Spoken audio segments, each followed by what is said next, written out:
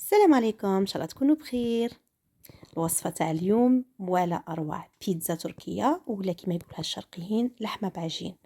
ما روعه، شنو نقول لكم خوتي، حاجه خفيفه ظريف والبنه واعره واعره واعره وخطيره. امالي نقول لكم اجيو معايا تشوفوا كيفاش غادي نوجدوا هذه الرائعه بالعجينه. احنا نصنعوا العجينه بصح خفيف ظريف، ما فيهاش كاع تعب، والمكونات بسيطه، شويه كفته ورواحي نوجدوا هذه الكيفيه اللي هي بيتزا تركيه ولا لحمه بعجين. ما نطولش عليكم، يلا ندخلوا نشوفوا كيفاش نوجدوها. هنا غادي ندي 2 غرافي تاع فرينه، غادي ندير معاهم واحد النص مغرف كبيره تاع خميره الخبز، نص مغرف سكر، عندي هنايا واحد الربع مغارف تاع زيت كما راكم تشوفوا هنايا. ونبدا نلم في الماء دافي، نلم العجينه كما راكم تشوفوا، ماشي حاجه كبيره، عجنه خفيفه.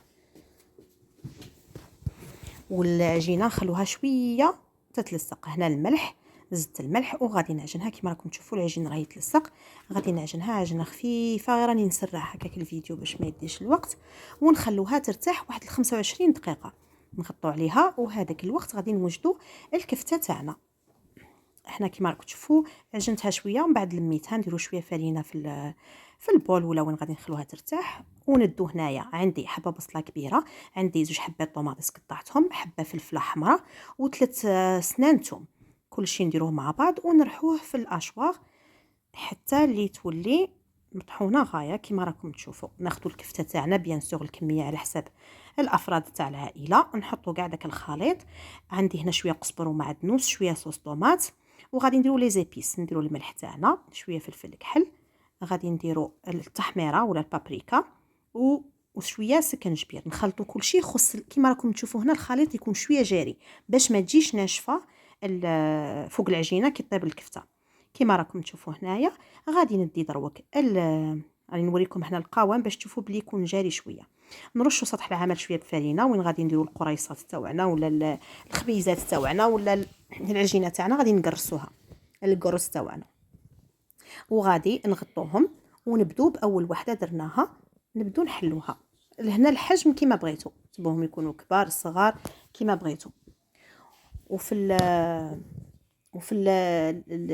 هذا غادي طيبوهم سواء في طاجين ولا في المقله تاعكم الثقيله، ولا غادي نقطبوا اول قرص درناه نحلوه بالغولو كما راكم تشوفوا.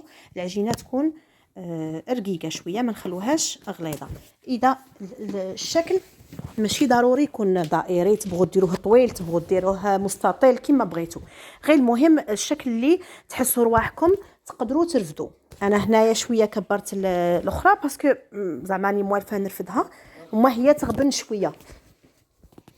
دونك ديروا قريصات صغار الا كان اول مره ديروا هذا الاخر كما راكم تشوفوا، ولا ديروها فوق سني ولا حاجه، رشوه بالفرينه باش غير هكا تزلجوها كما نقولوا فوق لا بلاك تاعكم. هي لا بلاك راني درت فيها شويه زيت ورفدتها كما راكم تشوفوا. سينو ديروا قريصات صغار باش يجيكم رفود سهل. هذه هي، ونخلوها افودو نار هاديه باش طيب لنا العجينه والكفته او ميم طون. غادي تشوفوا الكفته بلي بدات تطلق شويه ماها، من بعد تنشف صاي عرفوا بلي راها طابت والعجينه طابت وكل شيء طاب. راني زدت معكم الثانيه، وكيما هكا اسيو نديروا الكفته كوش رقيقه باش تطيب وطيب مع العجين يطيب وطيب الكفته تاعنا كما راكم تشوفوا. ونخلوه حتى نكملوا كاع الكميه تاعنا، وبصحه وراحه.